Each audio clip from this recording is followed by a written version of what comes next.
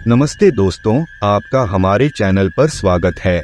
आज हम एक नए कहानी के साथ हैं, तो बिना किसी देरी के चलिए शुरुआत करते हैं। बहुत समय पहले की बात है। खुनिया गांव के 8 से 10 लोगों की एक मंडली दर्शन हेतु एक काली मंदिर में गई थी। काली का यह मंदिर एक जंगल में था, पर आसपास में बहुत सारी दुकानें, धर्मशाला आदि भी थे। कच्ची पक्की सड़कें भी बनी हुई थीं, पर घने उगे जंगली पेड़ पौधे इसे जंगल होने का भान कराते थे। यह काली मंदिर बहुत ही जगता स्थान माना जाता था। यहाँ हर समय भक्तों की भीड़ लगी रहती थी, पर मंदिर के अंदर जाने का समय सुबह 8 बजे से लेकर रात के 8 बजे तक ही था। भक्तों की उमड़ती भीड़ को देखते हुए मंदिर में मुख्य दरवाजे के अलावा एक और दरवाजा खोल दिया गया था, ताकि भक्तजन मुख्य दरवाजे से दर्शन के लिए प्रवेश करें और दूसरे दरवाजे से निकल जाएं। खुनिया गांव की मंडली शाम को 6 बजे दर्शन के लिए मंदिर पहुंची और दर्शन करने बाद मंदिर के आसपास घूमकर वहां लगे मेले का आनंद लेने लगी। मेले में घूमते घामते यह मंडली अपने निर्भयपन का परिचय देते हुए जंगल में थोड़ा दूर निकल गई। रात होने लगी थी।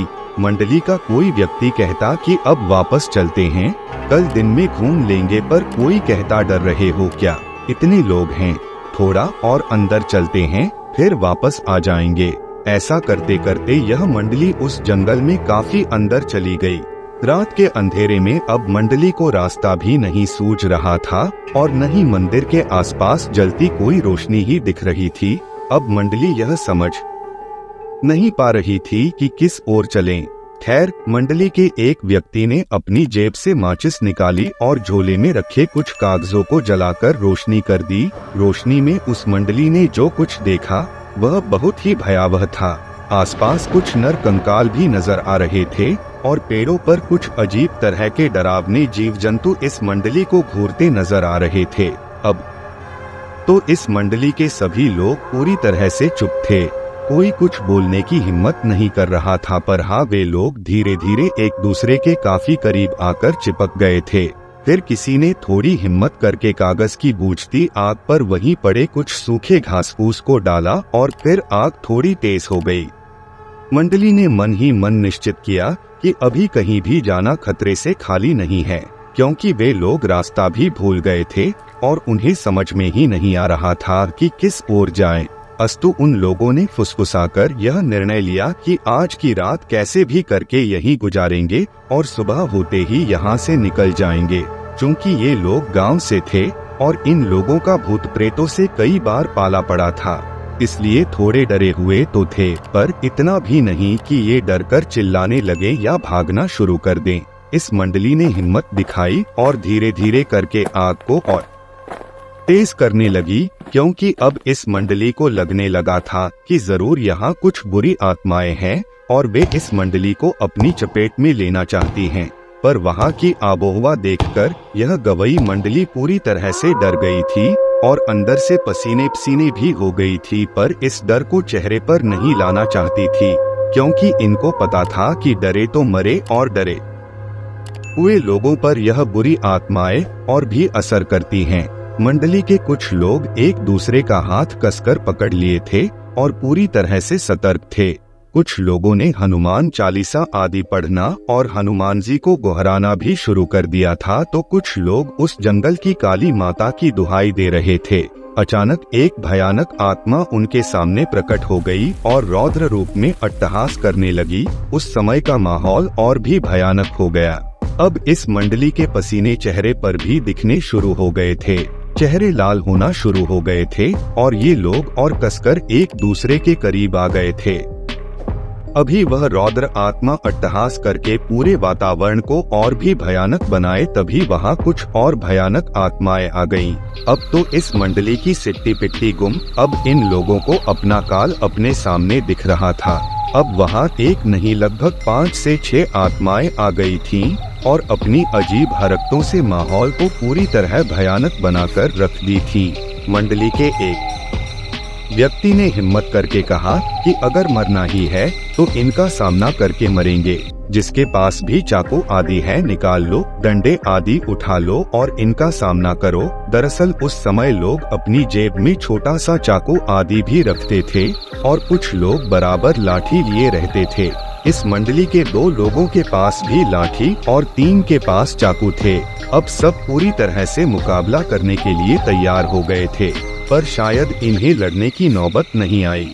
हुआ यूं कि जैसे ही एक भयानक आत्मा ने इन पर हमला किया, उसका सिर कटकर अलग गिर गया और वह बिना सिर के ही खूब तेज भागे तथा उसका सिर भी भाग निकला। अब माहौल एकदम से भयानक रणमय हो गया था, क्योंकि एक गौरवर्णीय व्यक्ति जो कोई साधु जैसा दिखता था और केवल धोती पहने हुआ था, हाथ में तलवार लिए इन बुरी आत्माओं को काटे जा रहा था। देखते ही देखते उसने सारी बुरी आत्माओं को काट कर रख दिया। पर गौर करने वाली बात यह थी कि कोई आत्मा मरी नहीं, पर सब चिल्लाते हुए अजीब अजीब आवाज करते हुए वहां से भाग निकली। अब यह मंडली उस सज्जन महात्मा के पैरों पर गिर गई थी और उन्हें धन्यवाद दे रही थी। इस मंडली को उस गौरवर्णीय पराक्रमी महात्मा ने अपने पीछे आने का इशारा करके आगे बढ़ने लगे। लगभग 10 मिनट चलने के बाद यह मंडली एक कुटिया के पास पहुंच चुकी थी। वहां डर का कोई नामो निशान नहीं था।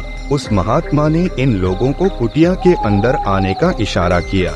कुटिया में पहुंचकर इन लोगों ने अपना झोरा झंटा रखा और चैन की सांस ली। फिर बाबा ने इशारे से ही इन्हें खाने के लिए पंगत में बैठा दिया। कुटिया के अंदर से एक दूसरे महात्मा निकले और उन्होंने किसी पेड़ के पत्ते को पत्तल के रूप में इन लोगों के आगे रख दिया। फिर क्या था, उस महात्मा ने उस पत्तल पर कुछ अलग अलग पेड़ों के पत्ते रखे। ऐसा करते समय इस मंडली को बहुत अजीब लग रहा था, पर किसी में हिम्मत नहीं थी कि बाबा से कुछ पूछे।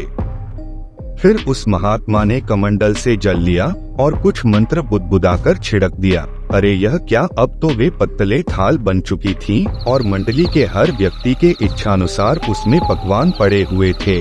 फिर बाबा का इशारा मिलते ही बिना कोई प्रश्न किए यह मंडली जीमने लगी। जीमने के बाद बाबा का इशारा पाकर वह मंडली वहीं सो गई। पर सब सोने का नाटक कर रहे थे, नींद किसी के भी आँख में नहीं थी।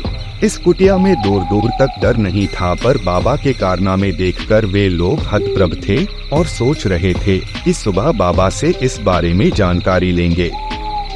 सुबह जब सूर्य की किरणें इस मंडली के चेहरे पर पड़ी तो इनकी नींद खुली। मंडली का हर व्यक्ति बहुत ही आश्चर्य में था, क्योंकि वहाँ न कोई कुटिया थी और न ही रात वाले बाबा ही, और ये लोग भी नीचे वैसे ही घास फूस पर सोए हुए थे।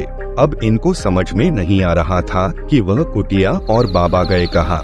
खैर, अब इन लोगों के पास कोई चारा नहीं थी। थोड़ा बहुत इधर उधर छानबीन करने के बाद इनको रास्ता भी मिल गया और ये लोग मेले में वापस आ गए। मेले में वापस आने के बाद ये लोग काली माता के पुजारी से मिलकर सारी घटना बताएं।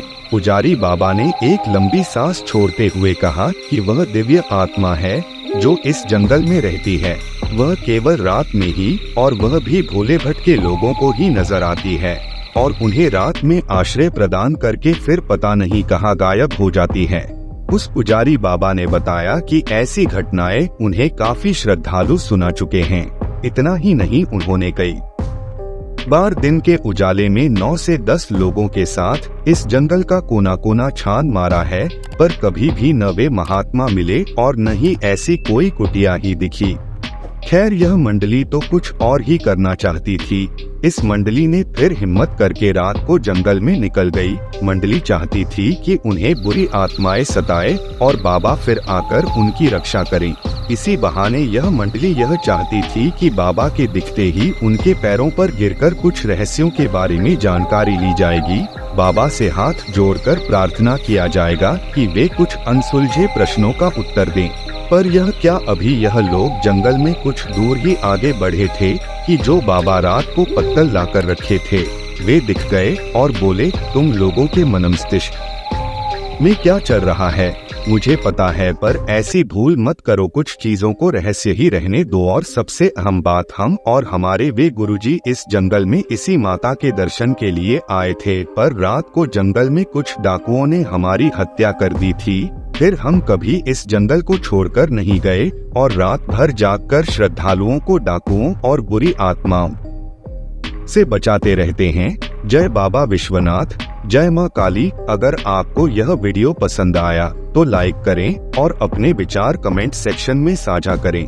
हमारे चैनल को सब्सक्राइब करना न भूलें ताकि आप हमारी आने वाली वीडियोस से अपडेट रह सकें। धन्यवाद दोस्तों।